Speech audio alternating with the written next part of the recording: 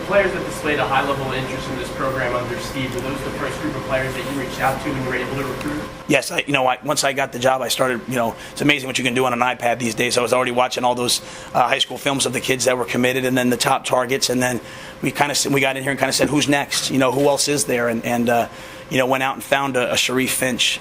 Went out and found... but got involved with Zaire Williams and some other kids. So went out and found Leon Johnson, who I couldn't be more excited about. Samaje Reed, guys like that, guys that just hadn't been recruited maybe by the previous staff as much for whatever reason, I don't know. But so we tried to start with the guys that were committed, then who they had as top targets, and then went back and got going. Went to Harrisburg, which was my area, and said, who's there? And there's Brian Carter. Okay, let's go get Brian Carter. Kyler Murray said he models his game after Warren's staff, and also he's a high-energy kind of guy. What stands out to you most about Tyler? Well, he is explosive. He's not the tallest defensive lineman, so if you're not tall, you better be really explosive, and he is. So you watch him on film, he's going to have an opportunity to be a 295-pound nose tackle that at the same time can get in the backfield and disrupt and make plays.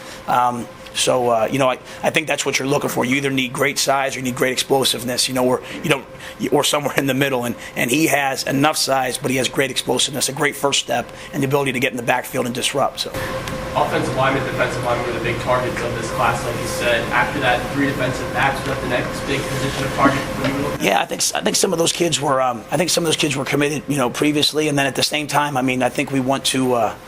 You don't want to pass on guys that can cover. You don't want to pass on guys that can make plays on the ball back there. Like when a Todd Jeter comes along, he's 6 foot and he can run. He's got documented times.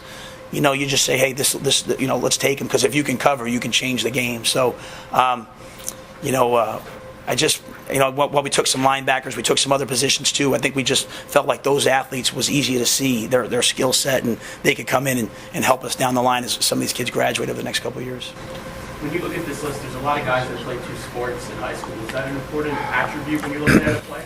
I think so. I think you want to see guys that are competitive. It just helps. It helps in the evaluation process. If you can see a kid play basketball, I think we're really excited about the fact that Avery Robinson was a 2-time state heavyweight champion in Pennsylvania. That talks a lot about leverage and ability. And John Rizzo was a 3-time state heavyweight champion. So they're both on campus right now. So. That's a tough sport to play. So when you get those guys, they can use their hands, bend, play with leverage, and they're probably pretty tough. So I think both competitiveness and the evaluation part. So.